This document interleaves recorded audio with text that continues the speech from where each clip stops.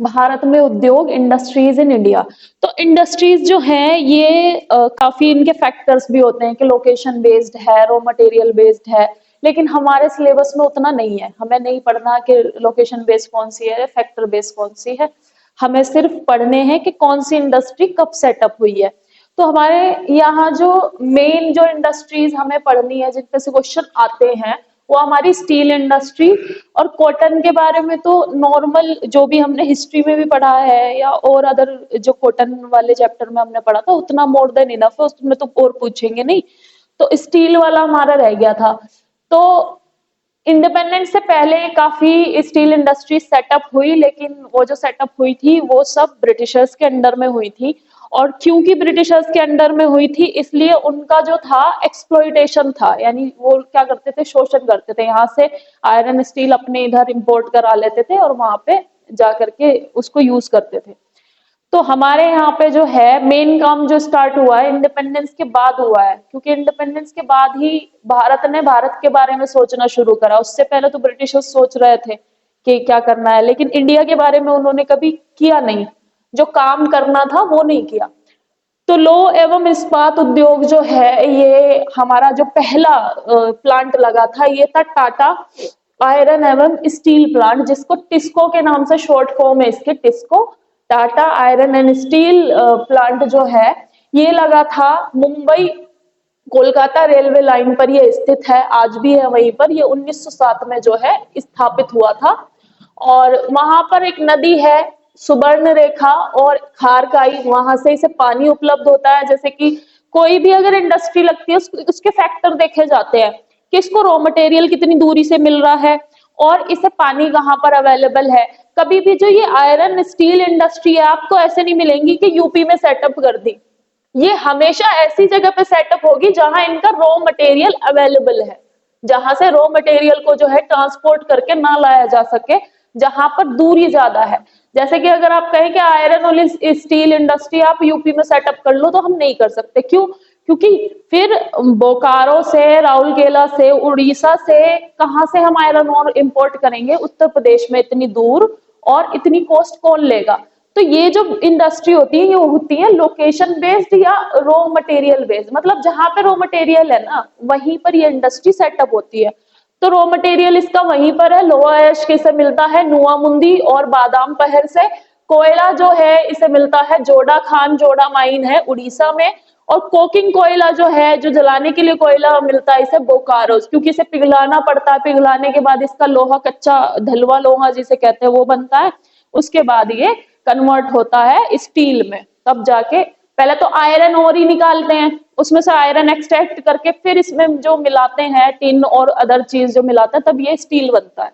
तो पहला हमारा प्लांट बना आयरन और स्टील। और यही क्वेश्चन में पहला भी है कि भारत में प्रथम आयरन एवं स्टील प्लांट जो है वो कहां पर सेटअप हुआ, तो 1907 में ये मुंबई कोलकाता रेलवे लाइन पर है और ये Tata iron and steel plant वहां पर स्थित है।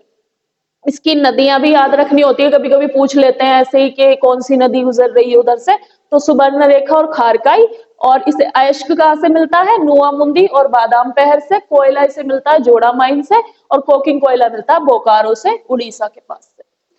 इसमें एक और है इसको, फिर इसके बाद सेटअप हुई थी इसको। अब इसको है IISCO, इंडियन, इसका नाम है Indian iron steel corporation steel company, Indian iron व स्टील कंपनी या एंड स्टील कंपनी करके ये बनी थी 1937 में। ये सेटअप हुई थी और इसकी पहली फैक्ट्री जो है वो हीरापुर में लगी थी। पहली फैक्ट्री हीरापुर उसी जगह पर लगी थी। ये भी उसी ओर है, दामोदर नदी यहाँ उड़ीसा के आसपास दामोदर घाटी में। कोयला जो है इसे मिलता है दामोदर घाटी से। रानीगंज, झरिया और रामगढ़, ये जो दामोदर कोल फील्ड है यहाँ पर, ये क्लोजली उस जगह पर लोकेटेड है। तो इसकी जो सारी नीड है वहीं से पूरी हो जाती है कि पानी भी मिल जाता है आसपास की नदियों से और इसका जो कोयला वगैरह की पूर्ति है वो भी। तो लोएस्ट तो मिल जाता है इसे सिंहभूम से और पानी मिल जाता है बराकर नदी, दामोदर नदी की सहायक नदी है। वहां पर एक नदी है बंगाल में, तो वहां पर बंगाल की तरफ जा रही है दामोदर नदी, उड़ीसा बंगाल वहां पर। तो वहां पर जो है इसे इस नदी की सहायक नदी से पानी मिल जाता है। तो ये जो है पहली ये फैक्ट्री थी इसको टाटा के बाद लगी थी, ये 1937 में लगी है, 1907 में लगी है। फिर है हमारे पास विशल। अब विशल क्या है? विशल है विश्वेश्वरैया आयरन एवं स्टील वर्क्स लिमिटेड। जो ये विशल है, ये है कर्नाटका में। अब कर्नाटका में जो है उस तरफ कोयला नहीं है। जो मैंने आपको बताया था, अगर हमने जब मैप पढ़ा था, तो जब हम मैप में देख रहे थे तो हमने ये देखा था कि कोयला है किस तरफ।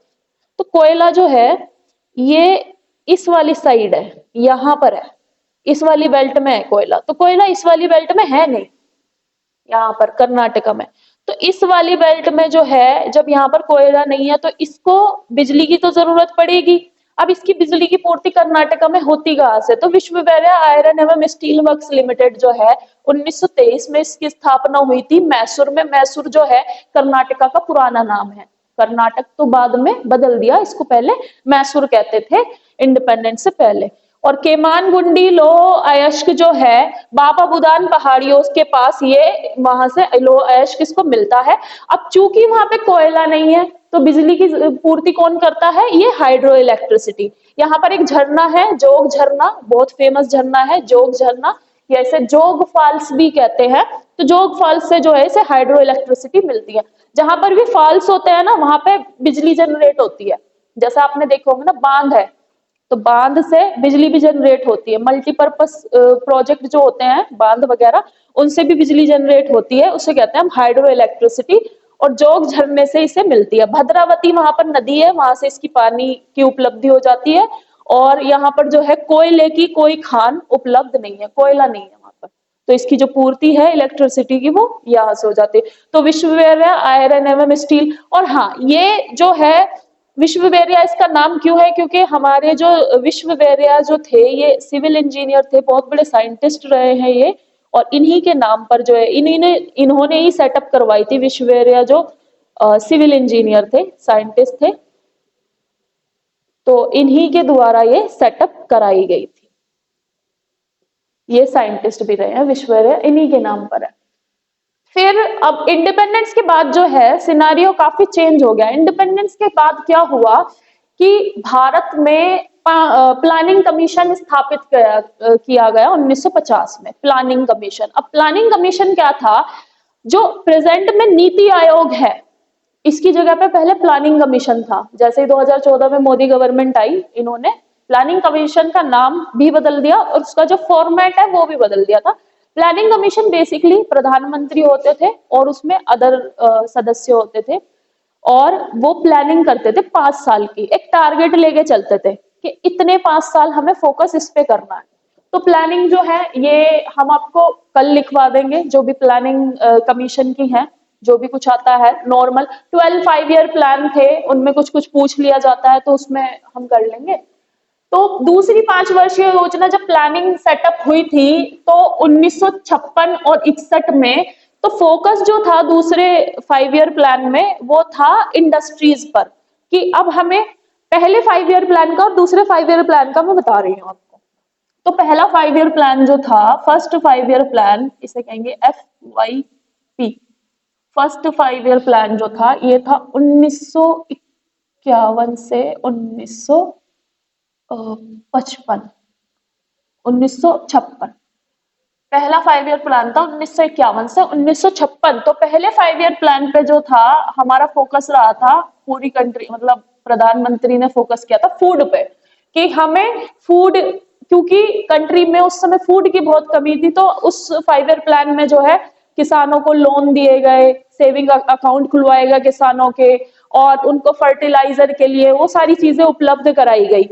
तो उस समय जो है फर्स्ट 5 ईयर प्लान में फूड पे फोकस था। और फिर ये कौन सा 5 ईयर प्लान है? ये है सेकंड 5 ईयर प्लान। इसमें जो फोकस रहा हमारा रहा इंडस्ट्रीज पर, कि फूड की तो पूर्ति हो गई थी पहले 5 ईयर प्लान में, गोल अचीव। और दूसरे 5 ईयर प्लान में हमारा इंडस्ट्रीज पर फोकस रहा कि अब इंडस्ट्री सेटअप करेंगे सो दैट कि हमारी ही कंट्री में प्रोडक्शन हो सके सभी चीजों का, हमें दूसरी कंट्री से बाहर से मंगाना ना पड़े। और हमारी इकोनॉमी उस समय हमने कैसी कर दी थी? क्लोज, कि बाहर से हम किसी से भी ट्रेड नहीं कर रहे थे, अपने बाहर से किसी को नहीं आने दे रहे थे इंपोर्ट के लिए। कि पहले एक बार हम इंडिपेंडेंस से पहले जो है क्योंकि हमारे पे ब्रिटिशर्स पहले ही वो कर चुके हैं राज। तो उस डर में कि अगर हमने इकोनॉमी खोल दी और बाकी लोग आने लगे और फिर से वही चीज ना हो जाए, तो इसलिए इकोनॉमी क्लोज थी। क्लोज का मतलब ये रहता है कि हमने इतनी ज्यादा टैरिफ ड्यूटी लगा रखी थी, मतलब ड्यूटी जो होती है टैक्स वगैरह, कि बाहर से कोई आता था तो कॉस्ट ही रहती थी, कॉस्टली रहता था उसके लिए, तो हम अलाउ नहीं कर रहे थे बाहर से किसी को आना। तो हमारे यहाँ ही इंडस्ट्री सेटअप हुई। तो पहली जो इंडस्ट्री सेटअप हुई फिर ये अदर कंट्री के सहयोग से हुई है। जैसे कि राउरकेला में पहला स्टील प्लांट लगा, ये लगा 1959 में, और ये सुंदरगढ़ उड़ीसा में अभी भी स्थित है, और ये जर्मनी के सहयोग से लगा था, मतलब अदर कंट्री के सहयोग से लगा था, क्योंकि हमारे पास उतनी टेक्नोलॉजी नहीं थी उस समय तब तक। तो जर्मनी के सहयोग से लगाया था ये स्टील प्लांट हमने यहाँ पर। फिर भिलाई स्टील प्लांट है, ये तो सबको ही पता होगा भिलाई के बारे में, भिलाई का स्टील बहुत फेमस है। ये भी 1959 में ही लगा था, दुर्ग में जिला, ये छत्तीसगढ़ में स्थित है, और ये लगा था रूस के सहयोग से, यानी कि इसमें हमारा जो कॉपरेशन किया था वो रूस ने किया था। नेक्स्ट इसमें है दुर्गापुर स्टील प्लांट। ये सब इंडिपेंडेंस के बाद के हैं, ये इंडिपेंडेंस के पहले के हैं और ये इंडिपेंडेंस के बाद के हैं।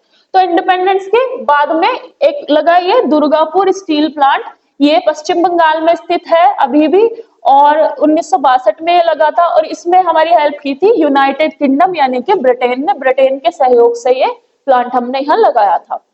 बोकारो स्टील प्लांट, अगेन ये भी बहुत फेमस जगह है, ये भी उड़ीसा में है, ये 1964 में लगा था उड़ीसा में, और ये भी रूस के सहयोग से लगा था, यानी कि हमने रूस का कोऑपरेशन लिया था। जब सहयोग की हम बात करते हैं तो मतलब वो हमें टेक्नोलॉजी प्रोवाइड कराते हैं, जैसे कि अभी आप सुन रहे होंगे क्वेश्चन आता है, जैसे कि राफेल जेट है, राफेल जेट हमने कहां से लिए, राफेल जेट हमने लिए हैं फ्रांस से। तो जैसे कि राफेल जेट हमने फ्रांस से लिए हैं, और S-400 मिसाइल है, ये हमारा जो वो हुआ है एग्रीमेंट S-400 मिसाइल का। तो S-400 मिसाइल का जो हमारा वो हुआ है कॉपरेशन, ये रूस के साथ में हुआ है। तो हम क्या करते हैं, टेक्नोलॉजी खरीदते हैं, जैसे कि हमारी टेक्नोलॉजी अदर कंट्री खरीदती है, जैसे कि हमारी टेक्नोलॉजी भूटान ले रहा है, श्रीलंका ले रहा है, अदर कंट्री ले रही है, सेम ऐसे ही हम उनकी टेक्नोलॉजी लेते हैं। तो सेम ये जो स्टील प्लांट हमने लगाए हैं, इन प्लांट में जो मशीनरी लगती है वो सहयोग हमने अदर कंट्री से लिया है। और एक और चीज होती है, हम इनसे लोन भी लेते हैं, जैसे कि हमारे पास पैसे नहीं थे लगाने के, तो पैसे के लिए हम इनसे लोन भी लेते हैं। तो वो लोन सहयोग में दोनों चीजें आती है, या तो हम कैपिटल ले रहे हैं, मशीनरी ले रहे हैं, या फिर हम लोन ले रहे हैं, और तब हम उसको सेटअप कर रहे हैं। तो बोकारो स्टील प्लांट 1964 उड़ीसा में रूस के सहयोग से हमने स्थापित किया। फिर है विजाग, ये तो वेस्टर्न ईस्टर्न साइड है, ये सब ईस्टर्न साइड है, ये हमारे साउथ में है, अब नीचे जितने भी है साउथ में। वाईजैग स्टील प्लांट, तो वाईजैग स्टील प्लांट जो है ये विशाखापट्टनम आंध्र प्रदेश में, ये तो आपने सुना होगा, वाईजैग सुना है, बहुत फेमस जगह है, विशाखापट्टनम का इंडस्ट्रियल एरिया है, वन ऑफ द फेमस और वन ऑफ द रिचेस्ट, मतलब इंडिया की जीडीपी में काफी कंट्रीब्यूशन है इस एरिया का भी, वाईजैग का। तो वाईजैग विशाखापट्टनम में आंध्र प्रदेश में, ये 1962 में यहाँ पर सेटअप हुआ था ये steel plant. Vijayanagar steel plant, ये कर्नाटक में सेटअप हुआ था होसापेट में। और सलेम स्टील प्लांट जो है, ये सलेम नाम से ही पता चल गया होगा, ये तमिलनाडु में, इसका मैंने नाम नहीं लिखा था, ये है तमिलनाडु में। तो सलेम जो है तमिलनाडु में है, स्टील प्लांट 1982 में ये स्थापित हुआ था वहां पर। अब इसमें कुछ दो पॉइंट जो मुझे लगे जो लिखवाने थे, हमारे यहाँ पे पहली जो कॉटन मिल स्थापित हुई थी 1854 में, कॉटन मिल स्थापित हुई थी मुंबई में, ये मुंबई में हुई थी। और शुगर मिल जो हमारे यहाँ पे चली है वो 1903 में, शुगर मिल बिहार में। अब इसमें एक और क्वेश्चन आता है कि हमारे यहाँ पे सबसे ज्यादा शुगर कौन प्रोड्यूस करता है, तो कौन करता है शुगर, सबसे ज्यादा हमारे यहाँ पे कौन प्रोड्यूस करता है, शुगर केन, गन्ना, कौन, उत्तर प्रदेश है ना। तो गन्ना उत्तर प्रदेश लीडिंग प्रोड्यूसर है। उत्तर प्रदेश के बाद महाराष्ट्र है, महाराष्ट्र में भी उगाया जाता है, हाँ महाराष्ट्र में भी उगाया जाता है। और जो साउथ इंडियन गन्ना होता है और नॉर्थ इंडियन गन्ना होता है उसमें एक बहुत डिफरेंस है कि जो नॉर्थ इंडियन गन्ना होगा उसमें रस जो होता है, जूस, वो कंटेंट कम रहता है हमारे वाले में।